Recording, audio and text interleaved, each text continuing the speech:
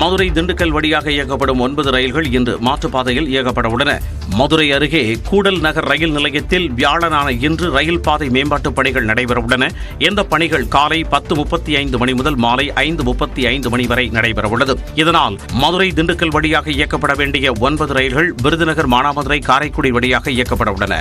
அதன்படி செங்கோட்டை மயிலாடுதுறை ரயில் மற்றும் நாகர்கோவில் மும்பை ரயில் உள்ளிட்ட 9 ரயில்கள் மாற்றுப்பாதையில் இயக்கப்பட உள்ளன.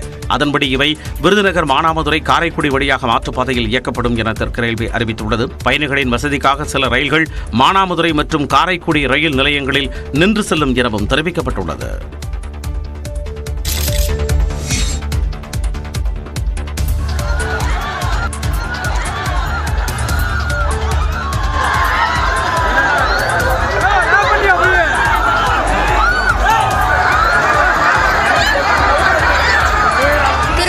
இலவச தரிசன டோக்கன் பெற பக்தர்கள் முண்டியடித்துக் கொண்டு ஓடிய போது நெரிசலில் சிக்கி தவித்த காட்சிகள்தான் இவை. திருப்பதி ஏழுமலையான் கோயிலில் வைகுண்ட ஏகாதசியை முன்னிட்டு சொர்க்கவாசல் நாளை திறக்கப்பட உள்ளது. நாளை முதல் 10 நாட்களுக்கு சொர்க்கவாசல் வழியாக சென்று ஏழுமலையானை தரிசிக்க பக்தர்கள் அனுமதிக்கப்படுகின்றனர். நாளை சாமி தரிசனம் செய்ய விரும்பும் பக்தர்களுக்காக சர்வ தரிசன டோக்கன்கள் இன்று அதிகாலை முதல் விநியோகிக்கப்படுவதாக அறிவிக்கப்பட்டது. இலவச டோக்கன் பெற நேற்று மதியம் முதலே சுமார் 1 லட்சம் பேர் குவிந்தனர். வைராகிப்பட்டிடையில் அமைக்கப்பட்ட கவுண்டரில் பல்லாயிரக்கணக்கானோர் குவிந்ததால் பெரும் கூட்ட நெரிசல் ஏற்பட்டது. ஒருவரை ஒருவர் முந்தி செல்லும் போது தள்ளுமுள்ளு ஏற்பட்டு பலர் கீழே விழுந்தனர். அவர்கள் மீது மற்றவர்கள் ஏறி நடந்து சென்றனர். நெரிசலில் சிக்கியவர்கள் கதறி துடித்தனர். இதில் சேலம் மாவட்டம் மேச்சேரியைச் சேர்ந்த மல்லிகா, பொள்ளாச்சியைச் சேர்ந்த நிர்மலா மற்றும் ஆந்திராவைச் சேர்ந்த 4 பேர் என மொத்தம் 6 பேர் உயிரிழந்தனர்.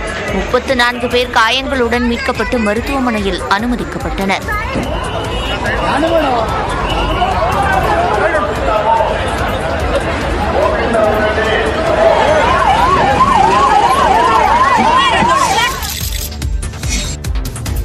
கொரோனாவால் ஏற்கனவே பிள்ளைகளை இழந்த சேலத்தைச் சேர்ந்த விவசாயி தற்போது திருப்பதி கூட்ட நெரிசலில் மனைவியையும் இழந்த சம்பவம் சோகத்தை ஏற்படுத்தியுள்ளது. சேலம் மாவட்டம் மேச்சேரியைச் சேர்ந்த விவசாயி கிருஷ்ணன் தனது மனைவியுடன் நேற்று திருப்பதி கோயிலுக்கு சென்றார். இலவச தரிசன டோக்கன் பெறும்போது ஏற்பட்ட நெரிசலில் சிக்கி மல்லிகா உயிரிழந்தார். இதுகுறித்து பேசிய கிருஷ்ணன் நெரிசலில் சிக்கி மனைவிக்கு இடுப்பு முறிந்ததாகவும் சிகிச்சைக்கு அழைத்துச் செல்லும் முன் இறந்துவிட்டதாகவும் கூறினார். ஓடினாங்க திக்கு ஓடின போனோன்னே எல்லாம் போட்டு மெதிச்சுட்டாங்க. இடுப்பு உடஞ்சி போச்சு. பிடிச்சும்போது தூக்கிட்டு அப்புறம் காப்பாற்றி கொடுத்து வரும்போது டக்குன்னு போலீஸ்கார் இல்லை எல்லாம் நீடுது வேடிக்கை தான் பார்த்த உடனே அது எதுவும் பண்ணதில்லை. ஒழுங்குங்க இல்லைங்க சார், எல்லாம் போன செத்து போச்சுங்க சார். எல்லாம் அட்ராக் அதெல்லாம் வந்து இது வந்து ஒன்றா வந்து எல்லாம். மனைவி உடலை சொந்த ஊருக்கு கொண்டு செல்ல அதிகாரிகள் உதவுவதாக கூறியிருப்பதாகவும் கிருஷ்ணன் கண்ணீர் ததும்ப கூறினார். திருப்பதியில் கூட்ட நெரிசலில் சிக்கி பக்தர்கள் உயிரிழப்பதற்கு காரணமான காவல்துறை அதிகாரி மீது நடவடிக்கை எடுக்கப்படும் என்று ஆட்சியர் வெங்கடேஸ்வர் தெரிவித்துள்ளார். கூட்ட நெரிசலில் சிக்கி காயமடைந்து திருப்பதி அரசு மருத்துவமனையில் அனுமதிக்கப்பட்டவர்களை சந்தித்து ஆறுதல் கூறிய பின் செய்தியாளர்களிடம் பேசிய அவர், வைராகிப்பட்டிடையில் அமைக்கப்பட்டுள்ள கவுண்டரில் பணியில் இருந்தவர்கள் பிரதான நுழைவு வாயிலை திடீரென்று திறந்துவிட்டதால் அசம்பாவிதம் நிகழ்ந்ததாக கூறினார். எவ்வித முன்னறிவிப்பும் இல்லாமல் கேட்டை திறந்துவிட்ட டிஎஸ்பி மீது நடவடிக்கை எடுக்கப்படும் என்றும் உறுதியளித்தார். இந்த கோர சம்பவம் குறித்து அறிந்த முதலமைச்சர் சந்திரபாபு நாயுடு டிஜிபி மற்றும் திருப்பதி தேவஸ்தான அதிகாரியுடன் ஆலோசனை நடத்தினார். அப்போது காயமடைந்தவர்களுக்கு உரிய சிகிச்சை அளிக்க அறிவுறுத்தினார். இலவச தரிசன டோக்கன் வழங்கும் இடத்தில் போதிய முன்னெச்சரிக்கை நடவடிக்கைகளை எடுக்கும்படியும் உத்தரவிட்டார். திருப்பதியில் கூட்ட நெரிசலில் சிக்கி உயிரிழந்தோரின் குடும்பத்திற்கு பிரதமர் நரேந்திர மோடி, ராகுல் காந்தி உள்ளிட்டோர் இரங்கல் தெரிவித்துள்ளனர். ஞானசேகரன் விவகாரத்தில் சட்டப்பேரவையில் முதலமைச்சர் மு க ஸ்டாலின் விளக்கம் அளித்தார். நான் எதிர்க்கட்சிகளை கேட்க விரும்புவது, யார் அந்த சார் அப்படின்னு சொல்லி குற்றம் சாட்டுறீங்க. உண்மையாக உங்ககிட்ட அதுக்கு ஆதாரம் இருந்தா உயர்நீதிமன்ற உத்தரப்படி அமைக்கப்பட்டிருக்கக்கூடிய அந்த சிறப்பு புலனாய்வு கொண்டு கொடுங்க, அதை சொல்லுங்க. ஆதாரம் இருந்தா அதை யார் தடுக்க போறான்? யார் அந்த சார் என எதிர்க்கட்சிகள் எழுப்பும் கேள்விக்கு சட்டப்பேரவையில் முதலமைச்சர் அளித்த பதில்தான் இது. பாதிக்கப்பட்ட பெண்ணின் பக்கம் நின்று நியாயம் பெற்றுத் தருவதே நோக்கம் என குறிப்பிட்ட முதலமைச்சர் இந்த சம்பவத்தில் எதிர்க்கட்சிகள் மலிவான அரசியலில் ஈடுபட வேண்டாம் என கூறினார். ஒரு மாணவி சம்பந்தப்பட்ட சென்சிட்டிவான வழக்கில் வீண் விளம்பரத்துக்காக, குறுகிய அரசியல் லாபத்துக்காக மலிவான செயல மீண்டும் மீண்டும் ஈடுபட வேண்டாம் என உங்ககிட்ட நான் கேட்டுக்கிறேன். அண்ணா பல்கலைக்கழக மாணவி வழக்கில் அரசின் மீது தவறான தோற்றத்தை ஏற்படுத்த சிலர் முயற்சிப்பதாகவும் குற்றம் சாட்டினார். மேலும் நாட்டில் பெண்களுக்கு பாதுகாப்பான முதல் 10 நகரங்களில் சென்னையும் கோவையும் இருப்பதாகவும் முதலமைச்சர் குறிப்பிட்டார். அண்ணா பல்கலைக்கழக மாணவி வழக்கில் கைதானவர் திமுக உறுப்பினர் இல்லை என்று சட்டப்பேரவையில் முதலமைச்சர் மு க ஸ்டாலின் விளக்கம் அளித்துள்ளார். சென்னை மாணவி வழக்கில் கைது செய்யப்பட்டவர் நிச்சயமா சொல்றேன், உறுதியா சொல்றேன், திமுக உறுப்பினர் இல்ல, திமுக ஆதரவாளர். அதை நாங்க முடிக்கல. அமைச்சர்களோடு அரசியல்வாதிகளோட படங்கள் எடுத்திருக்கலாம், தவறு இல்லை. ஆனால் யாராக இருந்தாலும் உண்மையா திமுக இருந்தாலும் நான் நிச்சயமாக உறுதியாக நடவடிக்கை எடுப்பேன். அதில் எந்த மாற்றம் கிடையாது. ஆனா திமுக காரன் இல்ல, திமுக உறுப்பினர் இல்ல, திமுக அனுதாவி, அதுதான் உண்மை. எனவே எப்படி இருந்தாலும் கூட அந்த குற்றவாளியை நாங்கள் காப்பாற்றல, உடனடியாக கைது செஞ்சு சிறையில் அடைச்சிருக்கிறதோடு குண்டர் சட்டத்திலும் போட்டிருக்கிறோம். மேலும் அண்ணா நகரில் சிறுமி பாலியல் வன்கொடுமை வழக்கில் அதிமுக நிர்வாகியாக இருந்த சுதாகர் கைது செய்யப்பட்டதையும் சுட்டிக்காட்டினார். சுதாகர் அதிமுக வட்டச் செயலாளர் பொறுப்பில் இருக்காரு. அவரையும் காவல்துறை கைது செஞ்சிருக்காங்க. காவல் ஆய்வாளர் பொறுப்பில் இருக்கிற ஒருவரையும் கைது செஞ்சிருக்காங்க.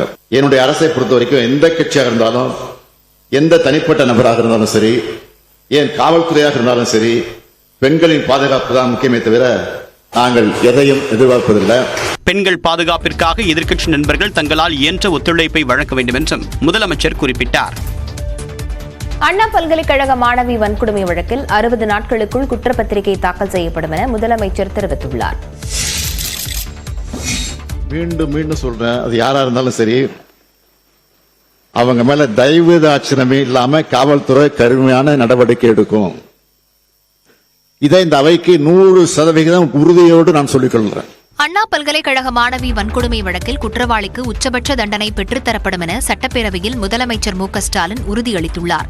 இது தொடர்பான சிறப்பு கவன ஈர்ப்பு தீர்மானத்திற்கு பதிலளித்து பேசிய முதலமைச்சர், அரசியல் ஆதாயத்திற்காக எதிர்க்கட்சிகள் அரசை குற்றம் சாட்டுவதாக குறிப்பிட்டார். குற்றம் நடந்த பிறகு ஒருவேளை குற்றவாளியை உடனடியாக கைது செய்யாமல் விட்டிருந்தா, அல்லது குற்றவாளியை காப்பாற்ற முடிவு செஞ்சிருந்தாலோ அரசை நீங்கள் குறை சொல்லலாம். ஆனால் சில மணி நேரத்துக்குள்ள குற்றவாளியை கைது செஞ்ச பிறகும், குற்றம் சம்பந்தப்பட்ட ஆதாரங்களை எல்லாம் திரட்டின பிறகும் அரசை குறை சொல்றது அரசியல் ஆதாயத்துக்கான தவிர உண்மையான அக்கறையோடு செயல்படுவதில்லை என்பதை இந்த மாமன்றத்தில் நாம் பதிவு செய்கின்றோம். இந்த வழக்கில் 60 நாட்களுக்குள் குற்றப்பத்திரிகை தாக்கல் செய்யப்படும் எனவும் முதலமைச்சர் குறிப்பிட்டார். அதோட சிறப்பு நீதிமன்றம் மூலம் இந்த வழக்கை விரைந்து விசாரிக்க அனைத்து முயற்சிகளையும் அரசு எடுத்து குற்றவாளிகளுக்கு உச்சபட்ச தண்டனை கிடைப்பதை உறுதி செய்யும் என்பதை இந்த அவைக்கு நான் மீண்டும் உறுதியோடு தெரிவித்துக் கொள்கிறேன். நேர்மையாக நியாயமாக வழக்கு விசாரணை நடைபெற்று வருவதாகவும் முதலமைச்சர் விளக்கமளித்தார். பொள்ளாச்சி சம்பவத்தை குறிப்பிட்டு பேசிய முதலமைச்சர் மு க ஸ்டாலின், அதிமுகவை பார்த்து யார் அந்த சார் என 100 கேள்விகளை கேட்க முடியும் என கூறியதால் அதிமுக உறுப்பினர்கள் அமளியில் ஈடுபட்டனர். சட்டப்பேரவையில் பேசிய முதலமைச்சர், பொள்ளாச்சி சம்பவம் தொடர்பாக சிபிஐ விசாரணையில்தான் உண்மை அம்பலமானதாக குறிப்பிட்டார். பொள்ளாச்சியில் நடந்தது ஒரு பெண் சம்பந்தப்பட்ட பாலியல் குற்றம் இல்ல, தொடர்ச்சியா பல பெண்களுக்கு பாலியல் வன்கொடுமை 2 வருஷமா நடந்திருக்கு. ஒரு கும்பல் செஞ்சுட்டு வந்திருக்கு. அன்றைய அதிமுக ஆட்சி எந்த நடவடிக்கை எடுக்கல.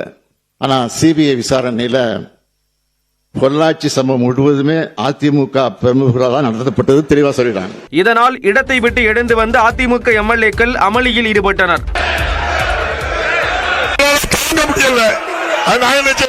தொடர்ந்து பேசிய முதலமைச்சர், எடப்பாடி பழனிசாமி தலைமையிலான ஆட்சியை அந்த சார் ஆட்சி என குறிப்பிட்டார். இப்படி பெண்களுக்கு எதிரான ஆட்சி நடத்திய சாருங்கெல்லாம் பேட்ஜ் அணிஞ்சிட்டு வந்து உட்கார்றாங்க. பேட்ஜ் அணிஞ்சிக்கிட்டு உட்கார்ந்து மட்டும் போயிட்டாங்க பாதியில.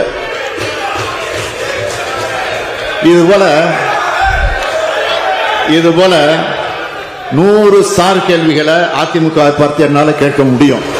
முதலமைச்சரின் பேச்சுக்கு எதிர்ப்பு தெரிவித்து அதிமுக உறுப்பினர்கள் வெளியேறினர்.